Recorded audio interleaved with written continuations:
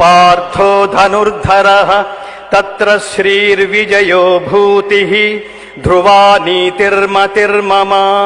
ఒకసారి ఇదంతా ఒక్కొక్క పదంగా చెప్తాను. ఈ ఒక్క శ్లోకం, దీని ఏకశ్లోకి గీత అంటారు. మొత్తం 700 శ్లోకాల గీత ఫలం ఇది అని సంజయుడు ధృతరాష్ట్రుడికి నివేదించిన మహాద్భుతమైన శక్తివంతమైన శ్లోకం ఇది. ఒకసారి చెప్పండి.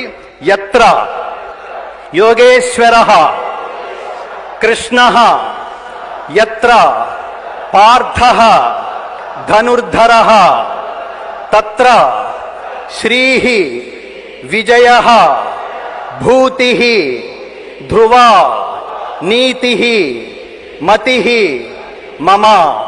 గుర్తుపెట్టుకోండి, ఎక్కడ యోగేశ్వరుడైన శ్రీకృష్ణుడు ఉంటాడో, ఎక్కడ ధనుర్ధారి అయిన అర్జునుడుంటాడో అక్కడ సంపద, విజయము, ఐశ్వర్యము, స్థిరమగు నీతి, అండర్లైన్, ఇవి శాశ్వతంగా ఉంటాయని చెప్తున్నాడు. భగవద్గీత నేర్చుకుంటే ఏం వస్తుందిరా అంటే, ఇద్దరికి అర్జునుడు కార్యసాధకుడు, శ్రీకృష్ణ పరమాత్మ జగద్గురువు.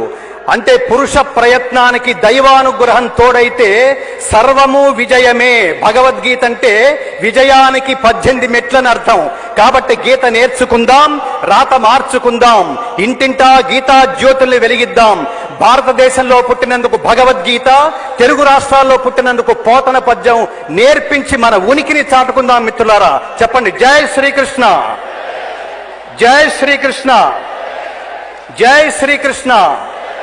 అలాగే ఈ వేదిక, ఇంత ఉత్తమోత్తమైన వేదిక, ఈ దేశం కోసం త్యాగం చేసిన, ఇటీవల వెళ్లిపోయిన భారతీయ త్రివిధ దళాల సైన్యాధ్యక్షులు బిపిన్ రావత్ గారికి, అలాగే మన తెలుగువాడైన లాన్స్ నాయక్ సాయి తేజకి అశ్రు నివాళులు అర్పిస్తోంది. మిత్రులారా, ఇలాంటి వాళ్ళకి ఒకటి గుర్తుపెట్టుకోండి, మామూలుగా ఎవరైనా వ్యక్తులు మరణిస్తే చాలా మంది సెలబ్రిటీసు, పెద్దవాళ్ళు అక్కడ నిలబడి క్రైస్తవ్యాన్ని, ఇస్లాంని గుర్తు చేసుకుంటూ ఏం కోరుతున్నారో తెలుసా?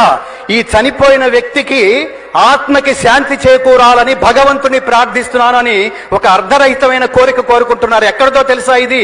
మే his soul rest in peace. గుర్తుపెట్టుకోండి, హిందువులు, భారతీయులు, సనాతన ధర్మజ్ఞులు అలా మాట్లాడరాదు, అలా కోరుకోరాదు. భగవద్గీత దాన్ని స్పష్టం చేస్తోంది. ఏమనో తెలుసా?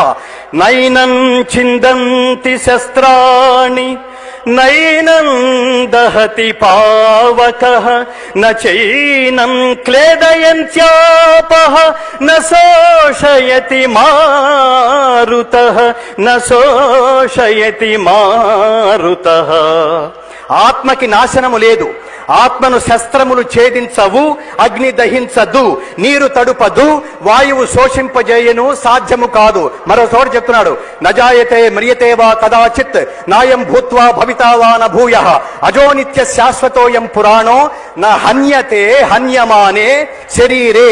అంటే చంపబడేది శరీరమే కానీ ఆత్మ కాదు, ఆత్మ కాదు.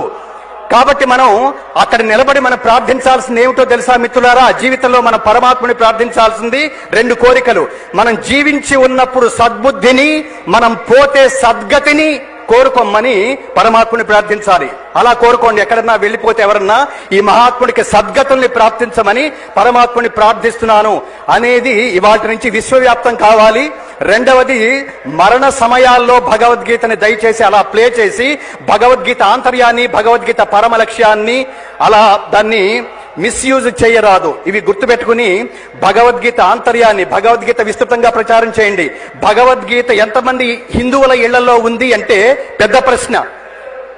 రెండో ప్రశ్న, చదువుతున్నారా అంటే పూజ గది వైపుకి చూపించి పూజ గదిలో ఉండండి పుస్తకం అని చెప్తున్నారు. ఎంతమంది జ్ఞానులు భగవద్గీత జీవన విధానానికి రా, జీవితం ప్రారంభ దశలోనే భగవద్గీత అనే పాఠం నేర్చుకుంటే, ఈ పాఠం చెప్పిన వాడెవడు? కృష్ణ వందే జగద్గురం. వాడు యూనివర్సల్ టీచర్. వాడు మనకి చెప్పిన పాఠం ఏమిటో తెలుసా? భగవద్గీత. ఆ పాఠాన్ని నేర్చుకుంటే తర్వాత జీవితం నిస్వార్థంగా ఉంటుంది.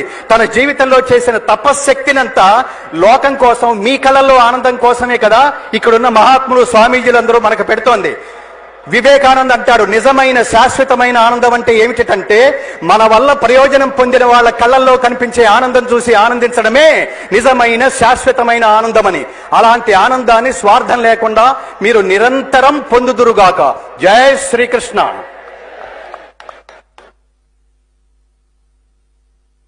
కేవలం ఒక్క మాట గుర్తు చేయడం కోసం